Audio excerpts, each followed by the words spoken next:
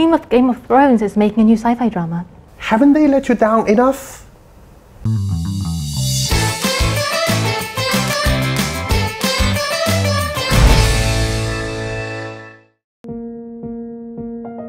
Schools are finally heading into a full resumption. On Tuesday, that is September the 1st, schools across China from kindergartens to universities kick-started a new academic year. With relief for parents? Well, in Wuhan, more than 1.4 million students returned to school, and they are required to carry a mask with them, but they don't actually have to wear it at school. They don't have to? No, they don't have to. As you have probably saw the photos last week, this is how most part of China is. A lot of people have stopped wearing masks because they feel safe enough without it.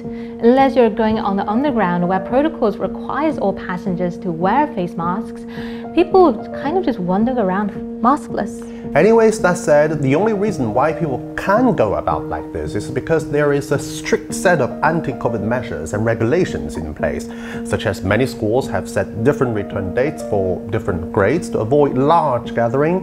Masks and hand sanitizers are placed in all classrooms. Students have different lunch times, and of course, temperatures are checked and recorded every day. If the students have been to other cities or other countries during the holiday, they have to report that to the school. Campus is a high-risk area of infection. Just take a look at this clip that was made back in February to explain why schools should not reopen. It looks complicated, but the green one is healthy and everything else is infected, the red ones are sick. If no precautions are taken, everyone gets infected in 10 days. It can be so fast. Yes, so you can see campus reopening are like a big test in epidemic prevention and control, and Chinese are pretty confident that we are prepared for it. But as we welcome students back to the classrooms, universities in the US have switched back to online courses as thousands of students are tested positive after it reopened. You know, it's a bad idea to reopen schools when local infections are not under control, and it is a terrible one when you don't have a national tracking system. Just take a look at this week's figure. That increase in infected cases is mainly composed by the younger population. Politicians say this is a good sign as symptoms are milder among the young and we adults have a higher chance of surviving the disease, but what they don't tell you is that because you don't have the symptoms, you probably don't know that you are infected, and you go about with your daily life and spread it on to others, maybe more vulnerable people. I'm sorry to break it to you, but there is a spillover effect here. And despite all the hardships students and universities are undergoing, this week, Pompeo suggested a possible restriction on Chinese students and researchers in the state. In Texas, they're even expelling Chinese students who are on government scholarships. Well, there are a lot of other countries in the world that the Chinese students can go to, and they also happen to be doing better with COVID-19 than the United States. Like the United Kingdom, for an example. There is a 23% increase in undergraduate applications made by Chinese as compared to last year. Japan, Korea, Singapore have also seen a similar increase. Apparently, Chinese account for 40% of Japan's international students because it has cheaper tuition fees, and unlike America, Japan actually loosens its requirement entries for international students out of their consideration for students in such a harsh time. Since we mentioned Japan, the biggest news that shocked everyone last week was Shinzo Abe's resignation. Japan's longest-serving prime minister is due to step down, as according to himself, because of health reasons. What Chinese care about the most is obviously who will take his place. Who will succeed Abe? Will he change the current foreign policies towards China? Will he be a dedicated follower to the America? China has a complicated relationship with Japan. We are their largest trading partner. Our tourists love Japan. We collaborated in the fight against the coronavirus, but everyone here recalls the 14 years war of resistance against Japanese aggression, in which more than 35 million Chinese lost their lives.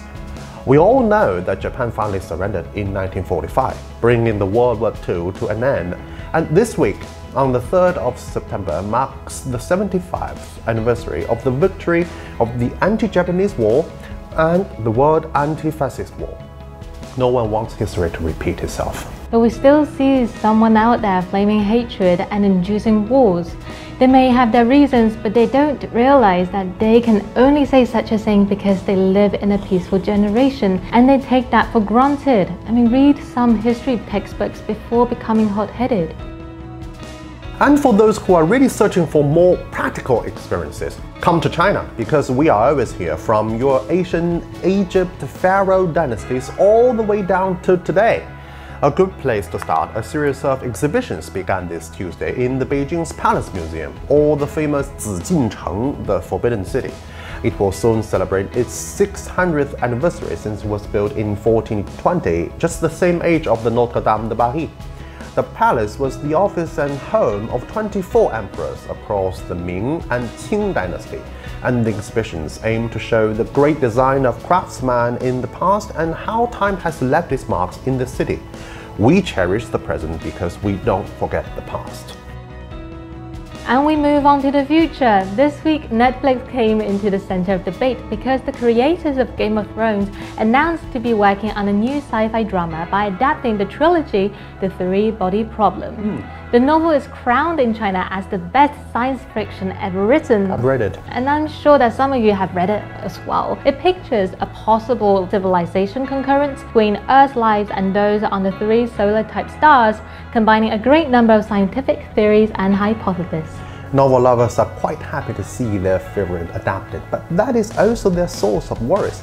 It is a Chinese story, we know it, and in it there is many elements from the Oriental ideology. Let's say it might be a little bit politically incorrect under someone's criteria.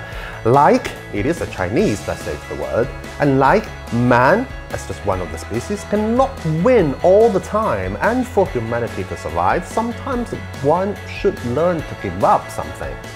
Will there even be a Chinese in the cast since it's marked Netflix? I'm always curious how this fantastic dimension-length story will be portrayed. It is regretful that such a drama is not created by Chinese producers, but we really look forward to your work. And don't end it like the Game of Thrones. And first advice, don't put too much attention in illustrating the part of Cultural Revolution. I know some of you are super fan of that. That's the end of this week's Red Hot China. See you next time. See ya.